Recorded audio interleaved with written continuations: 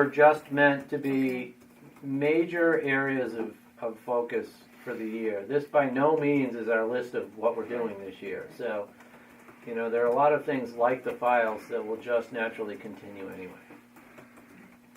Well, I'm asking a step beyond just continue to bring them together. Yeah.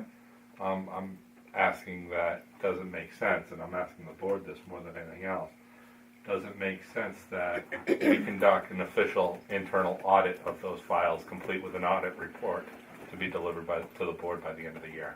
But what actually would you be auditing? Go into all the files and make sure they're appropriate, make sure they've been pulled together correctly. But I don't know that gets out of so that wouldn't address some of the issues that we've experienced in Northwood, because the problem is that there's information that should be part of a file that's in multiple locations. So what you're proposing wouldn't address that, and I think that's something that you've already been working on, is pulling all of that information together. And some of the issues in the past were there was information that should have been done that wasn't. There's also things that were contradictory. One person puts something in that says one thing, another person puts something in that says the exact opposite. You can't just take something out of a personnel file. No, I understand that, but necessarily. if you go into a personnel file and you're reading through it, and you see contradictory information, that should be part of an audit report. We've noted on this file, hide the names to protect the innocent, that we have conflict here. Next file. But what would you then do with that? At least then we would know where the problems lie, and it would be a list to start picking away at to fix the problems, if you in fact can. We don't know. Do you know the state of these files right now? Well, no, I'm not. But I'm trying. Auditing files is a huge amount of work, so I'm just trying to understand. Not arguing. I'm just trying to understand what's the purpose. No, not even the scope. It's huge. Going through all those files is huge. I'm trying to understand what the ultimate goal is. So if it's just to have a report to see what the problems are, what does that do for us? What's the benefit for that? Because most of those things you can't address. If there's conflicting things in a file, there isn't really anything you can do to address it. So so we know it. But then what? And so I'm just trying to be conscious of all the things that they have on their plate, and making sure if we're going to give a task that's so cumbersome, what's the end game? What's it going to do? What's the benefit? How are we going to get there? That's why I'm asking the questions. I think a suggestion might be to, and I can have a discussion with Linda Osborne on the best way to do this, but it might be beneficial to have a report from her now as to what she's seeing. She works with these every day. What she's seeing with the files and some of the shortcomings, and then do the same thing next year at the same time. And to your point, Peter, see if what she's seeing has been cleaned up or not. I think part of it would fall under mentoring the building administrators. That's a big piece of it. It's a huge piece of it, because you've got to make sure that they know what should or shouldn't be in a file, where those files are, how you manage those files. Right. So, I think that's the number one goal that's at the top here, right? And a lot of this is some things you just can't fix. What we can do and what we should do is make sure that the problems don't persist. And that's where, making sure that our new administrators are all over that piece. Well, let me talk to Linda and see how we can report that back to you. Well, and it, like you said, it may not be an audit, but there's got to be a confidence that, at least going forward, the files are maintained correctly. And Nottingham experienced this as well. When Dr. Ganowski came on, we had to go back into the records to look at a few things that happened. And you'll be the first one to say, I'm sure, that the records were not entirely complete. Right, and we're finding that in other things besides just personnel files too, right? You talked a couple meetings ago about some legal records too, so it's not just the HR files where I think there's misses and conflicts, but I think the key is training these new folks as they come on board to make sure today going forward we're clean and comfortable and confident in what we have and how we're managing it.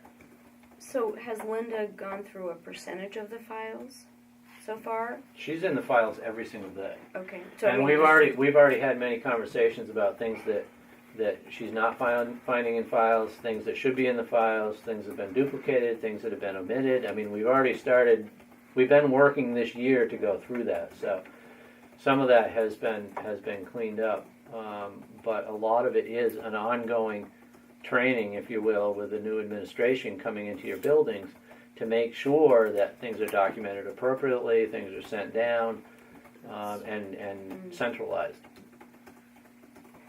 Bob, it would be helpful as Linda's evaluating, I think you guys are thinking through what this list might look like to understand the corrective actions that are being put in place at the same time. Yep. So if we do choose to look at this again in the future, we now have something to go back and measure against. Okay. I think I remember a suggestion that on the inside cover of each file there was a list of things that should be there and that they needed to check to make sure. Yeah, I mean that's on every file. I mean, Okay. we've changed a lot of things this year already, and Linda, to her credit, has been very helpful and eager to make these changes, and some of them I think she has suggested in the past, and not they weren't changed. So it's ongoing. Will these files eventually be put in some secure section of the cloud? Do you know what that is? Aren't these the factory? Sounded good though, Tim. So We've actually. Nancy is supposed to have more hours, and one of the Yeah. things that she's going to do is start putting information We in our cloud. which yeah is- we've So we've, yes, I do. we've talked about that. To put everything in electronically is a huge task. We've started this year simply scanning the dead files, the ones that we need to retain that are no longer active, and that's what Nancy's been spending an awful lot of time on. There are programs that you can put like current IEPs and things like that on there. We're not ready for that yet, and it's very expensive. So we're doing it one step at a time, doing the dead files first, and then we'll work forward from there. Because we had talked about that, instead of purchasing file cabinets, spend money purchasing some kind of a scanning kind of document system. But it's easy for the dead files. It's much more cumbersome with anything you have to retrieve. Yeah, I'm just more worried about a fire or something, and Yeah. losing them is my biggest concern. I don't know. And it's not a lot of money, but we have $10,000 approximately left over from this last year, and my mind is just thinking, is that something we want to use towards filing better? I don't know. Anyway, I think the answer was no. It's certainly something that we had talked about before, and it's not something we've thrown away. I mean, we're going to continue to explore that as we go. Right.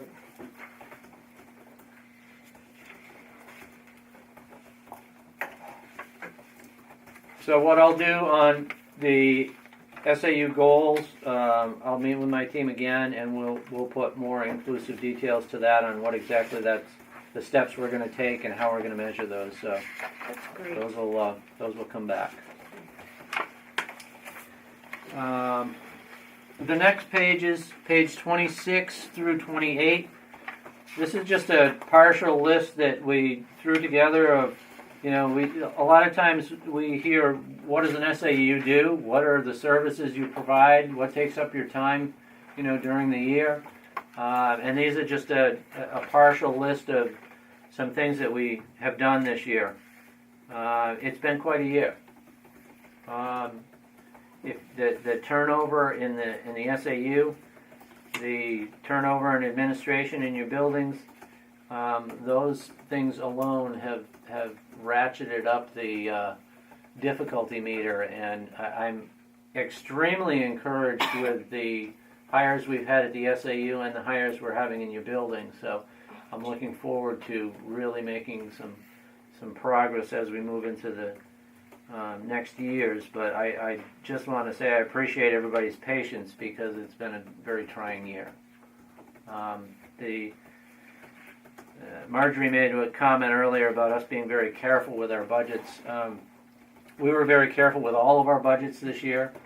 So some of the lines, you're not going to see an accurate representation on how to utilize those, simply because we were nervous that we were going to find more things like the retirement for $47,000 and other things that came up. So we were extremely careful with what we spent money on, and anything that we didn't need, we didn't buy.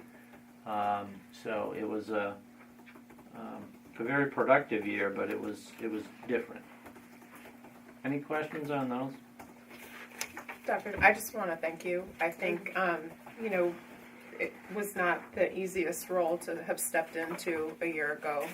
And, there were probably more challenges than even we were aware of. And this is an amazing, comprehensive, not comprehensive, I know you said there's more stuff, but it's an amazing list. There's financial savings, there's personnel changes for the good. It's a lot, and I think we lose sight. We certainly still have a lot more to do, but I don't want to lose sight of the things that we've accomplished, that you've led the accomplishment of. So I just want to thank you for all of it. I think it's great, and people can certainly nitpick and say, but we didn't do this or we didn't do that, but look at what we have done, and I think there's just really exciting things ahead. It's going to be another challenging year with 3 new administrators, and I think we just have to make sure as a joint board that we're realistic about what our expectations are of this SAU. We have come a long way. We certainly have a long way to go, but I feel like we're moving in the right direction, so thank you for everything. Yeah, this looks really good. I especially am looking at page 27, the bottom portion of the page, that you were up at 4:30 so many mornings because of this winter. I'm sorry. The hard part is when we have 3 board meetings followed by 3 snowstorms. That's right. Late night and early mornings don't mix. So. Oh, I wouldn't want that job. I wouldn't Turn to take. channel 26 and you can watch all of our meetings. No, I agree. This is a really great idea to put this together, because it does help us to have a better picture of all you've done, which is great. Well, I've got a good team working here, so they've worked very, very hard. Any questions on that? All right. The next thing on the we had talked about the SAU report card. Oops. And this is the final product as of now. I had 200 of them printed. I didn't know how we were going to utilize these. These are going to be available in each of your school's main office. Here at the SAU, I plan on giving them out to all of your budget committees, all of the school board, and anybody else that would like to look at it. Is it available online? It is not available online yet, but it's going to be. Okay. Yeah, I think we'd like some copies for our public forum, Brian. We talked about it at our last meeting, so that would be great. No. Yeah, like I said, I've got 200 copies. So if boards want more than those to give out to every student, every family, you certainly can reorder from your own budget. These came out of the SAU budget. It was only $100 and some odd dollars. But so this is the initial run at it. Obviously, next year it's going to change a little bit because the kneecap information is going to be changing in some sort of format. We'll see what that looks like. The information on particular pages 2 and 3, which aren't numbered, that could be improved on. Particularly on 2 and 3, the information that we have about per pupil and enrollments and things, those were taken right off of the DOE website. We tried to take it off the DOE website so it's consistent and you can compare it with other school districts. Particularly, it comes up with your cost per pupil. If you take your total budget divided by the number of students, you will not come up with that number. There are some things it says right in there about transportation that was removed. but I deliberately took it off the DOE website so you can compare it to other districts. You get on the DOE website and it's going to be exactly the same. Same thing with enrollments. It's off the DOE website for the October 1st enrollments. That way you can compare them to other districts if you so choose. So that just keeps it consistent when people get interested in looking at your districts compared to other districts. Dr. Podolsky, when you're looking at cost per pupil, does that take into consideration special ed costs and just divide it by that's included as well? Special ed is, Included in that? yes. Okay. I know I just was noticing because our special ed numbers are probably pretty low, yet Yeah, that's our included cost in per your budget. pupil is the highest out of the 3 districts, and our special ed population is the lowest, I think. So it's very interesting. So this is just meant to have accurate information, and if there are any suggestions as we move forward into next year, please let me know if there's anything you'd like added or deleted or. How do we have high school costs that are less tuition? Dover. Because all our high school costs We are had tuition. this question the last We had time. this question last time and we really didn't get it in. Well, that's why- No, the figures cost are per so pupil, the cost per Dover's cheaper. The cost per Yeah. pupil is simply your tuition contracts. Right. Sorry, the per pupil, that should be clearer too. The per pupil cost that you see in the box there on the right, that's referring to your elementary cost. Okay. Well, the high school numbers I'm looking at. Yeah, I know. The high school numbers are per your tuition contract. It doesn't We should've- include transportation or anything. We should have straightened that out. But it says less tuition and transportation costs. But that was No, that's supposed to be what I for the just said. elementary. That box is referring to the elementary. Okay. I should have clarified that with the high school. High school does not include transportation. Am I correct? Because I know that's what we pay for Yeah, Hill Brown. your high school cost per pupil is simply your tuition contract, period. So And that's that's not in that figure. correct. So, Transportation to is- Debbie, back to your question, Yes. the reason your cost per pupil in elementary, in my opinion, is so high is that if you look, you have the fewest high school. No, elementary, honey. No, Benton. but they've taken out your high school. No, cost. No. Your High school is tuition. separated. No. Separated. Elementary is separate. It's because we have such a low teacher-student ratio. Well, your student population's lower, but you have to maintain the same number of classrooms. Correct. So it costs you more per student. But also our special ed population is the lowest of the 3, which is why probably some schools that have a higher special ed population, you would expect them to be more costly per pupil, but it's not. You understand what I'm saying?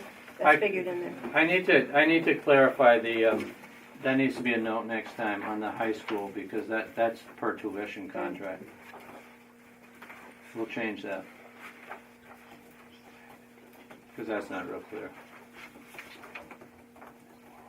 So again, this is my hope is to do this annually so you'll get consistent information and other people will be able to utilize it.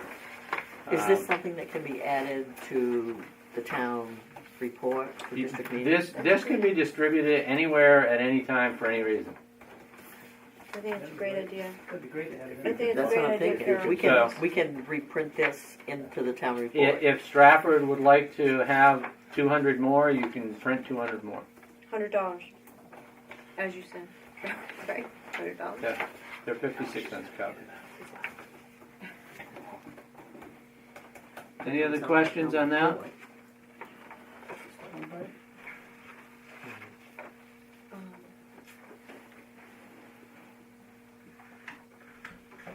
We'll get back to you about the amount we want for, out of a portion of them for the public forum. that Yeah, we're- I don't need that right now.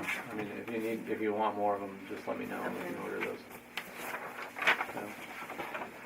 All right, on page 29 and 30, one of the things that I heard from the board this year was to have more detail in the evaluations at the SAU, so we can do more accurate evaluations in percentage of raises and those types of things. This is a draft of the direction we're planning on going. One of the things that we put in there was, it was always, the performance in the past was lumped to you're either above average or exceptional, and quite frankly, I don't know what the difference between above average and exceptional is. So we tried to have more of a spread there, and professionally competent being a 2. Number 1 is needs improvement. That's how many points you'll get.